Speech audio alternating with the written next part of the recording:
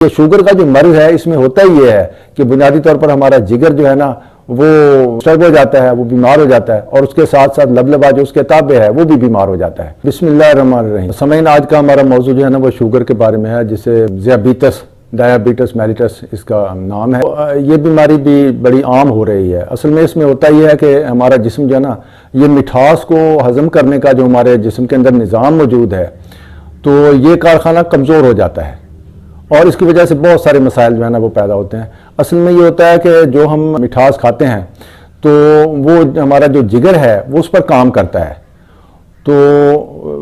جگر کے ساتھ ایک چھوٹا سا غدود ہمارا لبلبا ہے وہ ڈسٹرب ہو جاتا ہے، ہوتا یہ ہے۔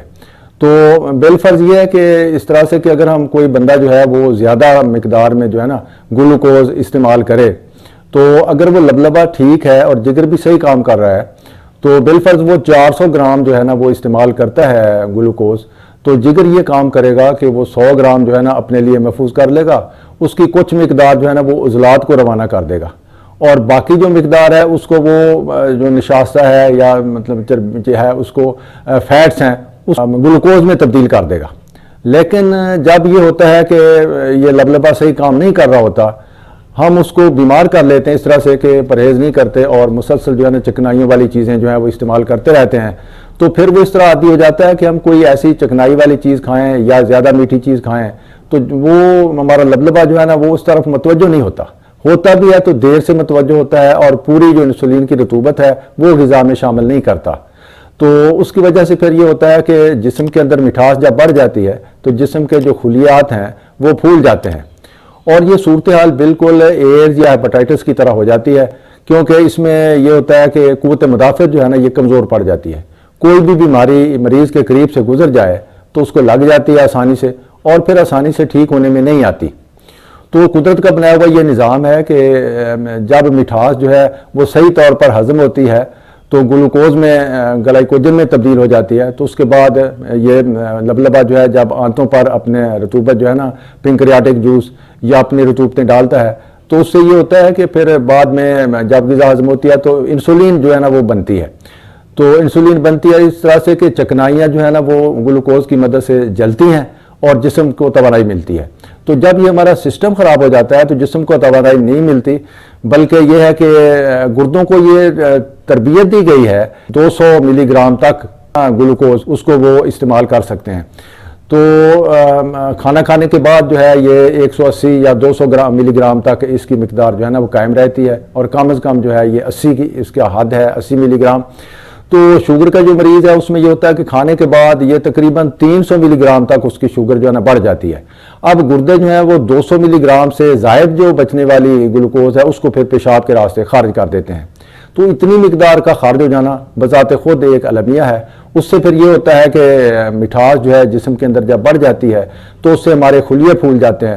اور جسم کی قوت مدافعت ہیپاٹائٹس اور ایڈز کی طرح جو ہے ماند پڑ جاتی ہے، تو جس کی وجہ سے پھر کوئی بھی بیماری جو قریب سے گزرتی ہے وہ اسے آسانی سے لگ جاتی ہے اور وہ ٹھیک ہونے میں نہیں آتی، کیونکہ جسم کی جو اصل قوت مدافعت ہے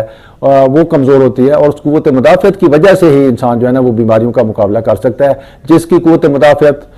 طاقتور ہوگی وہ ان بیماریوں کا مقابلہ کر لے گا، اور جس کی قوت مدافعت کمزور ہوگی وہ جو ہے نا بیمار ہو جائے گا آسانی سے، پھر یہ بیماریاں ٹھیک ہونے میں نہیں آتی۔ تو اس کے پھر اسباب جو ہیں وہ کچھ اس طرح سے ہیں کہ خلیات پھول جاتے ہیں، اس میں سانس چڑھتا ہے، اس میں کمزوری آتی ہے، پیاس لگتی ہے ابتدا میں بار بار، انسان پانی زیادہ پیتا ہے، پھر پیشاب زیادہ آتا ہے، اور اس کے ساتھ یہ ہے کہ جسم جو ہے نا وہ اگر موٹاپے کا شکار ہو جائے تو اور بھی زیادہ جو مسائل ہیں پیدا ہوتے ہیں۔ تو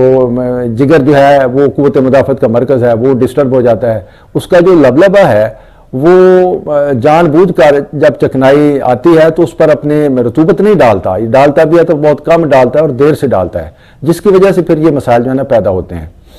تو اس کے ساتھ پھر جو اس کے مزید اسباب ہیں اس میں یہ ہوتا ہے کہ انسان میں اداسی، تھکاوٹ، پنڈلیوں میں درد، اس کو جناب یہ ہوتا ہے کہ چھوٹی موٹی پھنسیاں نکل آتی ہیں اور وہ ٹھیک نہیں ہوتی ہیں، پھر وہ بڑے پھوڑے کی شکل میں کاربنکل کی شکل جو ہے نا وہ اختیار کر لیتی ہیں، مریض کے بال گرتے ہیں، اس کی بینائی پر اثر پڑتا ہے، سفید موتیا اتر آتا ہے، کبھی کالا موتیا اتر آتا ہے، اس کی پنڈلیوں میں اینٹھن ہوتی ہے، اور پھر یہ ہوتا ہے کہ خون کی گردش جو ہے وہ کم ہونے کی وجہ سے بعض اوقات یہ ہوتا ہے کہ اس کے پاؤں اور انگلیوں جو ہیں ان کا رنگ نیلا پڑ جاتا ہے، اس میں خون کی گردش پوری نہیں ہوتی، اور اس کی وجہ سے جو ہے نا گینگرین کا مرض ہو جاتا ہے۔ اس کی وجہ سے پھر ہمیں پاؤں کی انگلیاں کو اور پاؤں کو بعض اوقات خدا نخواستہ یہ کٹوانا پڑتا ہے، ورنہ اور مسائل پیدا ہو جاتے ہیں۔ تو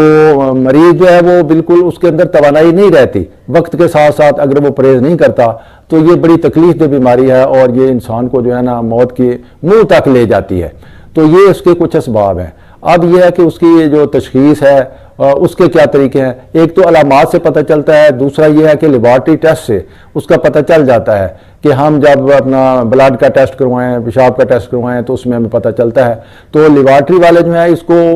دو طریقوں سے ظاہر کرتے ہیں۔ ایک تو یہ ہے کہ یہ پلس کا نشان، پلس کے ساتھ مائنس کا نشان لگا دیتے ہیں، جس کا مطلب ہے کہ شوگر کی جو ہے نا معمولی مقدار ہے۔ اگر وہ پلس پلس کر دیں تو اس کا مطلب ہے کہ درمیانی مقدار ہے۔ اگر وہ 3 دفعہ پلس پلس پلس پلس کریں، لکھ دیں، تو اس کا مطلب ہے کہ کافی مقدار میں اس کو بندے کو جو ہے نا یہ شوگر کا مرض ہو گیا ہے۔ تو بعض لیبارٹری والے اس کو فیصد مقدار میں بھی ظاہر کرتے ہیں، جس سے جو ہے نا اس کا پتہ چل جاتا ہے۔ اس کے بعد ہم اس کے علاج کی طرف آئیں تو اس میں یہ ہے کہ صورتحال کچھ اس طرح سے ہے کہ اس کا علاج جدید سائنس میں بھی ابھی تک جو ہے نا مکمل طور پر جو ہے یہ دریافت نہیں ہو سکا ہے، تو اس کے لیے کوششیں جاری ہیں۔ ہم اس کے علاج کی طرف آئیں تو اس میں یہ ہے کہ قدیم کتب جو ہیں یہ چینی طب میں اور طب جو ہندوستان کی طب ہے اس میں اور مصر کی جو طب ہے اس میں اس کے ہمیں ذکر ملتا ہے اس بیماری کا۔ تو اس کے لیے یہ ہے کہ مختلف ادویات ہیں، اس کے لیے جو ہیں ذکر ملتا ہے اس کا۔ تو اس میں یہ ہے کہ جو حکماء کا ایک گروہ ہے وہ یہ کہتا ہے کہ بکرا جو ہے اس کی جو لبلبہ ہے مریض کو وہ دیا جائے۔ جامن کے اور لکاٹ کے پتے جو ہیں اس مرض میں شہرت رکھتے ہیں۔ یہ جنگلی کریلے ہیں، یہ کالے جو ہیں، اس کا سفوف جو ہے وہ بھی، اور اس طرح سے یہ جامن ہے اس کا پھل جو ہے وہ اس میں مفید بتایا گیا ہے۔ کاسنی ہے جو جگر کو ٹھیک کرتی ہے۔ تو یہ مختلف چیزیں ہیں جو کہ مریض کی جو حالت ہے اور اس کی عمر ہے اس کے مطابق یہ جو ہے نا مختلف نسخے یہ ترتیب دیے گئے ہیں۔ اس کے علاوہ یہ ہے کہ اس مرض کو کنٹرول کرنے کے لیے کچھ اصول و ضوابط ہیں جس پر عمل کر کے ایک صحت مند زندگی جو ہے نا وہ گزاری جا سکتی ہے۔ وہ یہ ہے کہ مریض جو ہے نا وہ ہلکی پھلکی ورزش ضرور کرے، وہ جس قدر ہو سکے چلے تاکہ اس کے پٹھوں میں اکڑاؤ نہ ہو، اور اس کے ساتھ ساتھ یہ ہے کہ اس کے جو عضلات ہیں وہ صحیح طور پر کام کرتے رہیں۔ تو زیادہ مٹھاس سے پرہیز کیا جائے۔ تو مٹھاس سے بھی زیادہ جو چکنائیاں ہیں شوگر والے مریض کو یہ زیادہ نقصان دیتی ہیں، تو اس کے لیے جو ہے نا یہ چکنائیوں سے بالکل بچا جائے۔ اور دوسرا یہ ہے کہ آلو ہیں یا یہ چاول ہیں یہ بالکل استعمال نہ کریں۔ باقی جو سبزیاں ہیں سبز پتوں والی ان میں کوئی حرج نہیں ہے، موسمی پھل ہیں ان کو بھی آپ استعمال کر سکتے ہیں۔ تو اس کے ساتھ ساتھ یہ فکر اندیشے، پریشانیوں سے، اداسیوں سے جو ہے نا اس سے بھی بچا جائے، کیونکہ ذہن پر اس کے اثرات بہت نمایاں ہوتے ہیں۔ تو ذہنی طور پر جو لوگ ٹینشن کا شکار ہوتے ہیں ان کے لیے یہ شوگر کا مرض جو ہے نا یہ بہت تیزی سے جو ہے یہ بڑھ جاتا ہے۔ تو یہ اس کے کچھ اصول و ضوابط ہیں۔ ہلکی پھلکی ورزش جو ہے وہ بھی مریض کرتا رہے، اور کھانا جو ہے نا یہ احتیاط کے ساتھ اپنے حساب سے کھائے جس میں اس کو جو ہے نا شوگر کے بڑھنے کا اندیشہ نہ ہو۔ تو یہ معدے کو ڈسٹرب کرتی ہے، یہ پورے جسم کو یہ بیماری جو ہے نا اپنی لپیٹ میں لے لیتی ہے، یعنی کہ چھوٹی موٹی تمام تکالیف جو ہیں یہ اس بیماری کی وجہ سے پیدا ہو جاتی ہیں۔ تو یہ ایک موروثی مرض ہے، ماں باپ سے بچوں میں منتقل ہوتی ہے۔ تو مردوں میں جو ہے نا اس کی تعداد زیادہ ہے، عورتوں میں کم ہے۔ اور جن عورتوں میں شوگر کا مرض ہوتا ہے تو وہ جب بچوں کو جنم دیتی ہیں تو وہ بچے بھی بیمار ہوتے ہیں، کسی کو یرکان ہو جاتا ہے، کوئی کسی کے جسم پر سوجن ہوتی ہے، تو ان کی قوت مدافعت نہیں ہوتی دوسرے بچوں کی طرح، تو اس وجہ سے اسقاط حمل ہو جاتا ہے اکثر ایسی عورتوں کو۔ تو یہ چیزیں بھی جو ہے نا یہ مد نظر رکھی جائیں۔ اس کے بعد پھر ہم آتے ہیں یہ طریقہ علاج جو ہومیوپیتھک ہے، اس میں اس طرح سے ہے کہ پوڈوفائلم اس کے لیے دوائی ہے، اس کے لیے فاسفورس ہے، اس کے لیے جو ہے اناکارڈیم ہے، اور اس کے لیے اور بھی کئی ایسی ادویات ہیں جو کہ اگر صحیح پوٹینسی میں استعمال کی جائیں مرض کی شدت اور مریض کی عمر کے مطابق اور ڈاکٹر کے مشورے سے، تو اس سے بھی جو ہے نا شفا یابی انشاءاللہ تعالی ہو جاتی ہے۔ لیکن یہ دوائیں جو ہیں یہ لمبا عرصہ کھانی پڑتی ہیں۔ اس کے بعد ہم آتے ہیں طب نبوی کی طرف۔ تو احادیث میں نبی پاک صلی اللہ علیہ وسلم کی زندگی سے جو ہمیں سبق ملتے ہیں اس میں دیکھیں کہ جو لوگ تھے اس وقت کے وہ کم خوراک کھاتے تھے، ان میں چکنائیاں نہیں ہوتی تھیں، وہ مشقت طلب زندگی گزارتے تھے۔ اصل میں یہ بیماری آرام طلب زندگی کا تحفہ ہے، اور بیٹھ کر جو لوگ مرغن غذائیں کھاتے ہیں، چکنائیوں والی غذائیں، اور پھر پڑے رہتے ہیں، مشقت نہیں کرتے، تو ان کے لیے یہ جو بیماری ہے نا، یہ اسی وجہ سے جو ہے نا یہ عود کر آتی ہے اور پھر پریشان کرتی ہے۔ تو چونکہ جو مشقت کرنے والا بندہ ہے اس کے لیے تو یہ ہے نا کہ چلتے پھرتے رہنا ہے، اس نے فعال زندگی گزارنی ہے اور کھانا بسیار خوری سے بھی بچنا ہے، تو اس کو یہ بیماری بہت کم ہوتی ہے۔ تو آپ صلی اللہ علیہ وسلم نے ہمیں اسی لیے کھانے پینے کے متعلق جو ہدایات دی ہیں، اس میں یہ ہے کہ چکنائیاں نہیں ہیں، اس میں کھجور اور انجیر کا ذکر ہے، یہ معدے کو بھی ٹھیک رکھتی ہے، جگر کے لیے بھی مفید ہے، اور لبلبا جو ہے اس کو بھی یہ درست رکھتی ہے۔ کاسنی ہے، کاسنی کے بارے میں آپ کا ارشاد ہے کہ جس نے کاسنی کھائی اور سو گیا اس پر اس رات جادو اور زہر بھی اثر نہیں کریں گے۔ تو اب یہ جادو اور زہر کا اثر براہ راست جو ہے نا جگر پر ہوتا ہے،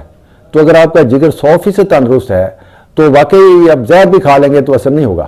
اور یہ شوگر کا جو مرض ہے اس میں ہوتا ہی یہ ہے کہ بنیادی طور پر ہمارا جگر جو ہے نا وہ ڈسٹرب ہو جاتا ہے، وہ بیمار ہو جاتا ہے، اور اس کے ساتھ ساتھ لبلبا جو اس کے تابع ہے وہ بھی بیمار ہو جاتا ہے۔ غدودوں کا اپنا ایک نظام ہے، اس میں جو ہے نا یہ ہمارا سب سے بڑا غدود جو ہے دماغ کے اندر ہے، غدہ نخامیہ جس کو کہتے ہیں، پچوٹری گلینڈ۔ تو یہ تمام غدودوں کا سمجھیں سردار ہے، یہ ڈپٹی کمشنر ہے، ایسے سمجھیں، سب کو یہ ہدایات دیتا ہے، ان کے جو پیغامات ہیں وصول کرتا ہے، اور اپنی مخصوص رطوبتیں، کیمیاوی چیزیں خارج کر کے ان کو درست سمت کی طرف لاتا رہتا ہے۔ تو پھر یہ ہوتا ہے کہ بعض کا ذہنی ٹینشن کی وجہ سے ہمارا وہ یہ جو غدہ نخامیہ پچوٹری گلینڈ ہے یہ ڈسٹرب ہو جاتا ہے، تو اس کی وجہ سے پھر یہ باقی غدود جو ہیں اپنی سمجھیں مرضی کرنا شروع کر دیتے ہیں، یہ پھر کنٹرول میں نہیں رہتے۔ اصل مسئلہ یہ ہے، تو اس کے لیے پھر قناعت پسندی جو ہے نا یہ بڑی ضروری ہے، ذہنی طور پر سکون ہو اور جو مل جائے انسان اس پر خوش ہو جائے، چھوٹی چھوٹی چیزیں جو ہیں خوشیاں، قناعت کے پیمانے ذرا چھوٹے رکھے تو وہ جلدی بھاگ جائیں اور ہمیں جلدی خوشیاں نصیب ہوں۔ پھر یہ ہماری اداسیاں، مایوسیاں اور یہ چیزیں جو ہیں جو ہر وقت ہمیں ڈسٹرب کرتی ہیں یہ جو ہے مسائل پیدا کرتی ہیں۔ اچھا، تو اس سلسلے میں جو قناعت ہے نا اس میں دیکھیں کہ ایک سکھ جو ہے نا وہ مطلب یہ کہ اس کی آپ دیکھیں اس کی خواہشات کتنی چھوٹی ہیں، اور وہ کہتا ہے کہ اگر یہ چیزیں مجھے مل جائیں تو مجھے اور کچھ نہیں چاہیے ہے۔ تو پنجابی زبان میں تو یہ میں سنانا یہ ضروری سمجھتا ہوں۔ تو وہ کہتا ہے کہ ہووے چوں کراندی سیب تے حکا ہاتھ وچ، دانے لئیے شاہ تو زامن جٹ وچ، بوڑ بھی ہووے چھاں تے ناڑے میلیے، اے دے کرتار تے پھر کیوں بولیے۔ بس جتنے آپ قناعت کے پیمانے چھوٹے رکھیں گے جلدی بھر جائیں گے اور آپ کو خوشیاں نصیب ہوں گی اور ان بیماریوں سے چھٹکارا ہم حاصل کر سکتے ہیں۔ شوگر کے مریض کے لیے یہ بھی ہے کہ وہ یا تو انجیکشن لگاتا ہے یا پھر وہ گولیاں لیتا ہے، تو یہ کسی ذمہ دار ڈاکٹر سے مشورہ کرنے کے بعد کہ کون سی قسم کی جو ہے وہ گولیاں اس کے لیے مناسب رہتی ہیں۔ اور انجیکشن لگانا جو ہے وہ کہتے ہیں کہ زیادہ بہتر ہے، آج کا ہمارا جو جدید جو سائنس ہے، طب ہے، وہ بتا رہی ہے کہ اس میں جو ہے نا جو ہم گولیاں لیتے ہیں تو وہ معدہ میں جا کر کوئی اور ہی شکل اختیار کر لیتی ہیں۔ تو انجیکشن لگانے کے لیے یہ مسئلہ ہے کہ مریض کو اس بیماری کے ساتھ سمجھوتا کرنا چاہیے، اسے ڈرنا نہیں چاہیے، اس کو ساتھ لے کے چلنا ہے۔ اب اس کو پتہ ہے کہ اس کا علاج نہیں ہے، اس کے ساتھ چلنا ہے حوصلے سے، تو بہتر یہ ہے کہ وہ انجیکشن لگانے کا فن خود سیکھ لے تاکہ جو ہے نا وہ محتاجی نہ رہے۔ تو اس مرض میں یہ ہے کہ پرندوں کا جو گوشت ہے جس میں کہ چربی زیادہ نہ ہو وہ بہت مفید ہے۔ اور اس کے ساتھ ساتھ یہ ہے کہ نبی پاک صلی اللہ علیہ وسلم نے ہمیں جو فرمان اس سلسلے میں جاری کیے ہیں اس میں یہ کہا ہے کہ میتھی جو ہے وہ بڑی اچھی چیز ہے اس کے لیے، ساتھ جو ہے نا یہ وٹامن بی اور سی مریض کو دیا جائے گولیوں کے شکل میں یا ایسی غذائیں جس میں یہ بکثرت پایا جاتا ہے۔ تو آپ صلی اللہ علیہ وسلم نے ہمیں یہ فرمایا کہ میتھی سے شفا حاصل کرو۔ آپ نے مزید فرمایا کہ اگر میری امت یہ جان لے کہ میتھی میں کس قدر فوائد ہیں تو وہ اس کو سونے کی عوض لینے سے بھی دریغ نہ کرے۔ تو میتھی کا سفوف جو ہے اور کلونجی جو ہے اور اس کے ساتھ ساتھ کاسنی جو ہے، تو یہ چیزیں پیس کر اگر کوئی بھی مریض جو ہے وہ آدھا چمچ کھانا کھانے کے بعد صبح شام یہ ساتھ لیتا رہے، ساتھ انسولین بھی استعمال کرتا رہے اور باقی کھانے میں احتیاط کرے، تو انشاءاللہ تعالیٰ جو ہے نا یہ مرض کنٹرول میں رہتا ہے۔ لیکن اس کے لیے یہ ضروری ہے کہ آپ مناسب وقت پر مناسب قسم کی ایکسرسائز ضرور کرتے رہیں۔ یہ مریض بیٹھے نہ کھا کر چلے پھرے، جہاں تک ہو سکے یہ چلے پھرے، تو اس کے ساتھ ساتھ ذہنی سکون حاصل کرے، اللہ تعالیٰ سے دعا بھی کرے، تو انشاءاللہ تعالیٰ یہ مرض جو ہے نا ختم تو نہیں لیکن کم از کم کنٹرول ہو سکتا ہے، اور یہ کنٹرول میں رہے تو انسان جو ہے ایک صحت مند زندگی گزار سکتا ہے۔ گھبرانے سے بات نہیں بنتی، حوصلہ پکڑنا پڑتا ہے، اللہ تعالیٰ سے دعا کرنی پڑتی ہے۔ تو اس طرح کر کے دوسرا یہ ہے کہ پھر آپ یہ کریں کہ پیر جو ہیں یہ متاثر ہو جاتے ہیں شوگر کی وجہ سے، خون کی گردش نہ ہونے کی وجہ سے، اس پر آپ سرکہ مہندی شامل کر کے یہ لگائیں، پاؤں کو زیتون کا تیل لگائیں، انگلیوں کے اندر زیتون کے تیل کی مالش کریں تاکہ پھپھوندی سے پیدا ہونے والے جو مسائل ہیں، جو جراثیم ہیں، اس پہ بہت جلدی حملہ کرتے ہیں ایسے مریض پر، تو وہ جلدی امراض جو نہ ہو۔ تنگ جوتا نہ پہنا جائے، نرم جوتا پہنیں اور تھوڑا سا کھلا جوتا پہنیں، یہ بھی خاص خیال رکھیں، اپنی صفائی ستھرائی کا خیال رکھیں۔ صفائی جو ہے یہ ایمان کی شرائط میں سے شرط ہے، تو بہت سارے مسائل سے ہم اس طرح جو ہے نا بچ سکتے ہیں۔ اس میں پھر ایک یہ بھی ہے کہ جو ہومیوپیتھک ہے اس میں ایسڈ فاس اس کے لیے اچھی دوائی ہے، ایک آزمائی ہوئی ہے، تو یہ بھی آپ استعمال کر سکتے ہیں۔ نیٹرم سیلف دوائی ہے، وہ بھی استعمال کر سکتے ہیں، لیکن اس کی طاقت کا تعین مریض کی عمر اور بیماری کی شدت کے حساب سے کیا جائے گا۔ تو باقی اللہ تعالیٰ سے دعا کرنی ہے، تو انشاءاللہ اگلی دفعہ پھر جو ہے نا نئی عنوان کے تحت آپ سے جو ہے نا بات کریں گے۔ اس وقت تک کے لیے اللہ ہم سب کا حامی ناصر ہو، اللہ تعالیٰ ہم سب کو ہدایت نصیب فرمائے۔